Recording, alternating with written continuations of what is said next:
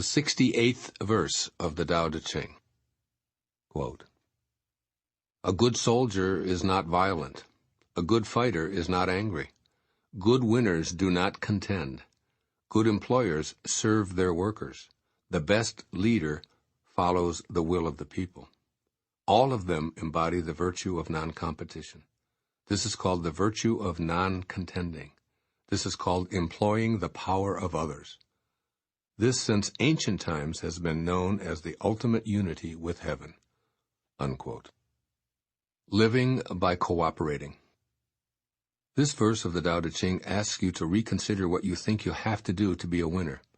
In the Western world, getting ahead most often implies having to be in a state of contention and competition. Basically, you must defeat the other guy by getting what you want before he does. Lao Tzu asks you to change this kind of thinking by embodying the virtue of non-competition, which can work for you even in a society where conquering and being number one are so highly valued. The Tao Te Ching teaches that all of the 10,000 things emerge from the same state of non-being. Here, there's only oneness, which implies complete collaboration, not competition. Who can there be to defeat if you see yourself in everyone? You'd be picking a fight with yourself. Lao Tzu asks that you follow his advice and choose to live by cooperating. Believe it or not, this can actually work to your advantage in athletic competitions. Rather than thinking of an opponent as an enemy and employing anger and mental and physical violence, remind yourself of Lao Tzu's words in the opening of this verse. A good soldier is not violent. A good fighter is not angry. Good winners do not contend. Instead, such individuals view their opponents as part of themselves and as crucial members of this dance of life. So rather than being angry and hateful toward opponents in a tennis match or a football game, see them as part of you that's working to help you achieve excellence. Without them, you couldn't improve, get a good workout, or even become victorious. Do as Lao Tzu advises and employ the powers of others to elevate yourself to the status of winner.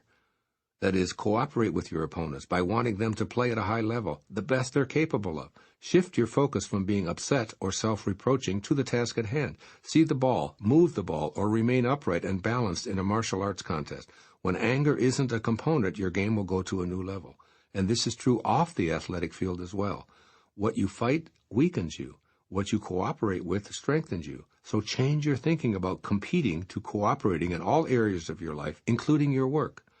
I practice this concept by thinking of every person whose purpose is to help improve the quality of life on our planet as being my partner on my team.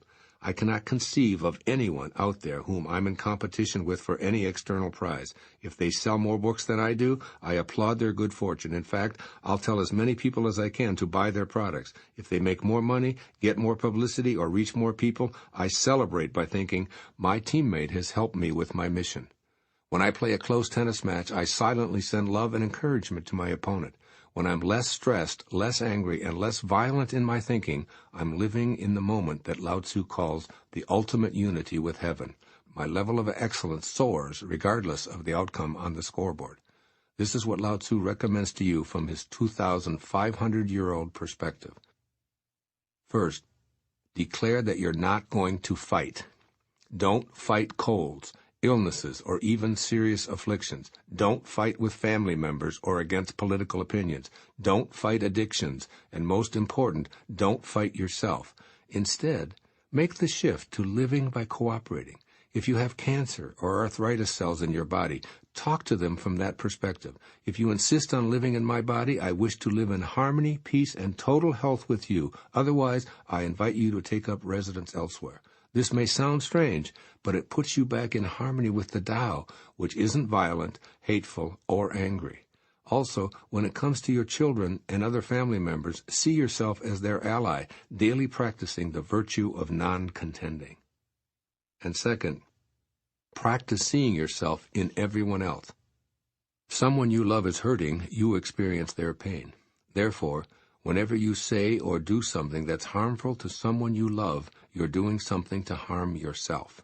Extend this awareness to all of humanity. After all, you share the same originating spirit, or Tao, with every living being in the universe. When you see your own spirit in a cooperative embrace with all others, you'll know what Lao Tzu means by the ultimate unity with heaven.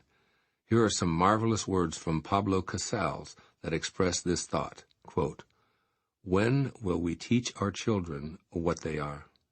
We should say to each of them, "Do you know what you are? You are a marvel. You are unique. In all the years that have passed, there has never been another child like you. Your legs, your arms, your cunning fingers, the way you move, you may become a Shakespeare, a Michelangelo, a Beethoven. You have the capacity for anything. Yes, you are a marvel, and when you grow up, can you then harm another who is like you, a marvel?" Unquote. Do the Tao now.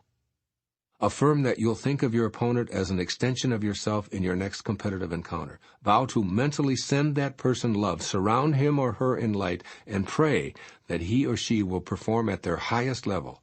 Then note how your own performance improves and carries you to a new level of excellence.